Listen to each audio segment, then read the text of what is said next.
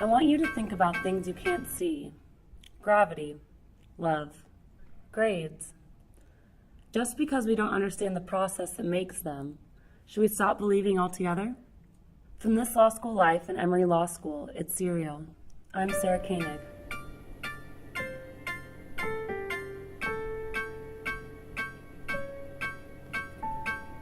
On January 5th, 2015, the first day back to class at Emory Law, Jennifer Craig logged onto her Opus account using her Emory Law credentials. She clicked on the Grades tab, and there it was.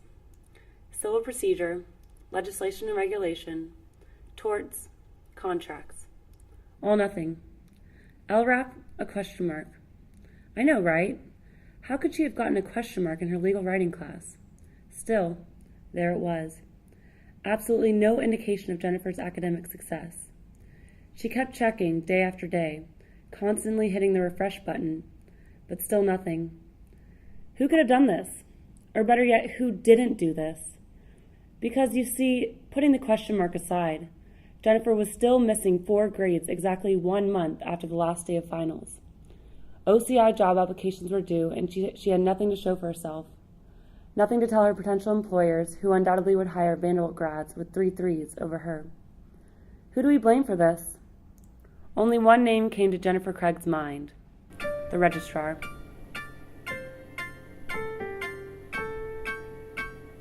For the past few months, I've spent every waking hour trying to get to the bottom of what exactly transpired at Emory Law School, from the last day of exams, December 12th, 2014, until midnight on January 14th, 2015, when grades were finally released.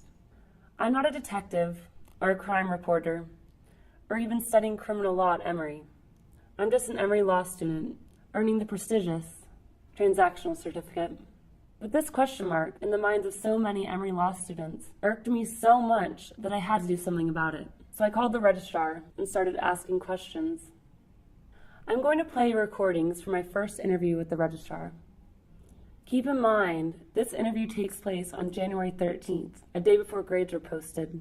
At this point, I don't know where the story will take us, what stones it will turn. When I called the registrar, I was connected to the front desk. To preserve identities, the speaker shall not be named. So I have to ask, because a lot of people are wondering, do you know where the grades are? Grades? We haven't. No, we haven't seen them. The professors still have them, right? I talked to the professors, and with the exception of George Shepard, they say they turned the grades in weeks ago. Why would they say that? I don't know.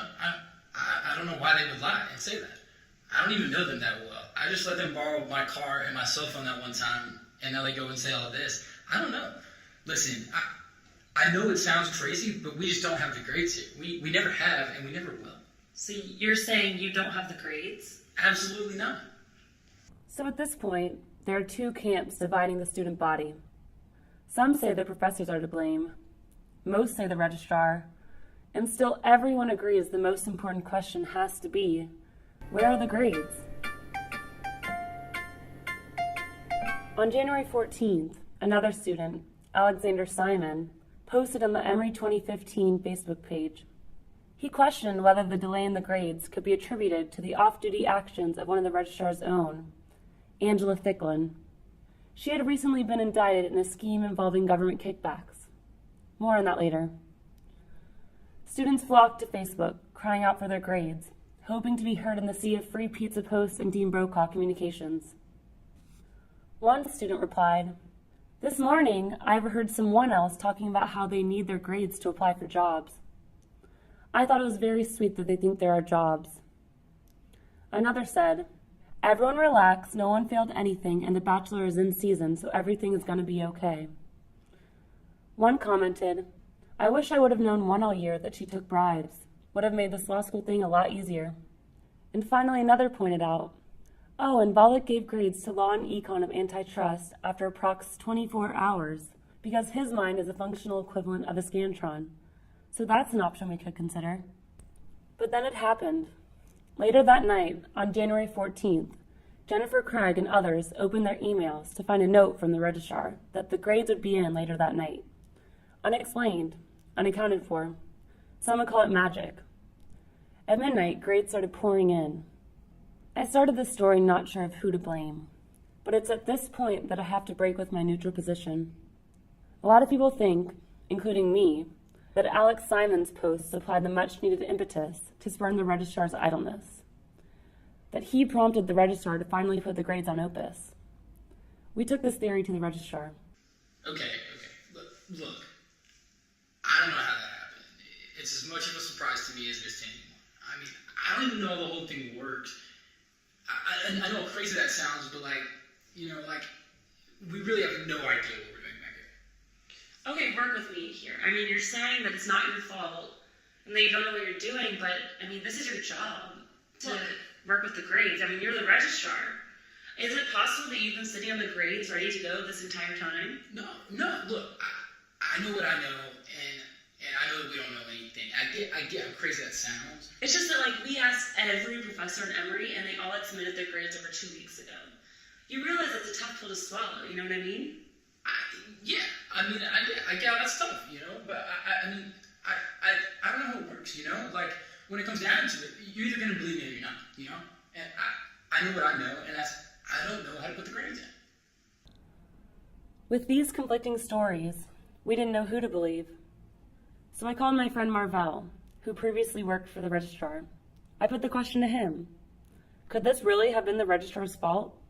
Could one group really be responsible for all this mayhem? For submitting the whole 1L class to an entire month of self-doubt? Yes. Marvell said it was easy to do, as easy as clicking a button. In fact, they're paid to do it. It's their job. But we wanted to test it for ourselves. So we set aside a day, just me and my producer Dana, to see if we could determine how long it takes for a student's exam to become a final grade on Opus. We started with an empty Scantron form and meticulously filled in the bubbles with a number 2 pencil, answering 67 questions, the amount of questions on Shepard's most recent BA exam. Once completed, we started our timer at exactly 1:02 p.m. From George Shepard's office on the 5th floor, we walked to the Scantron machine, also on the 5th floor. We reached the machine at 1:05 p.m. and inserted the paper. At exactly 1:07 p.m., the machine returned our graded form, showing 10 out of 67 correct, a typical Shepard B+. With the graded form in hand, we walked from the 5th floor down to the registrar's office. We took the main elevator that empties outside Miss Jean's place. We arrived at the 1st floor a little over an hour later, at 2:15. We reached the registrar's office at 2:17. Once inside, we logged on to Opus and entered the characters B and plus into the program. Finally, we hit the enter key. At exactly 2:20 p.m., the grade was showing on Opus. All of this, of course, assumes a Scantron test. We also needed to know how the process differed for essay exams. To answer that, we went to Professor Timothy Terrell, who has been at Emory Law for over 3 decades. We asked him how long it takes to grade a paper. 20 minutes each, every time. And they're horrible. And what do you do with the exams after you grade them? I don't know. That's the assistant's job. Don't you know the difference between a professor and an assistant? We spoke to Terrell's secretary, who said he takes them immediately to the registrar. He doesn't know what happens to them after that. There are still a lot of variables here, but we can assume that, even with conservative estimates, it would not take an entire month to release the grades. I understand taking 1 week, maybe 2, but an entire month? That just doesn't seem right. We took our findings to the registrar. I mean, you have to consider. The B and the plus keys get stuck, and it takes time to log in. There's spotty Wi-Fi, we're not superheroes here. We're just ordinary people trying to post grades as fast as we can. As I think more and more about the registrar's case, I'm torn. The registrar's story certainly has holes, and the professor's version of events is compelling. But can anyone really say for sure how grades get onto Opus? Probably. Next week, we'll look more into that federal indictment, because seriously, what is that all about?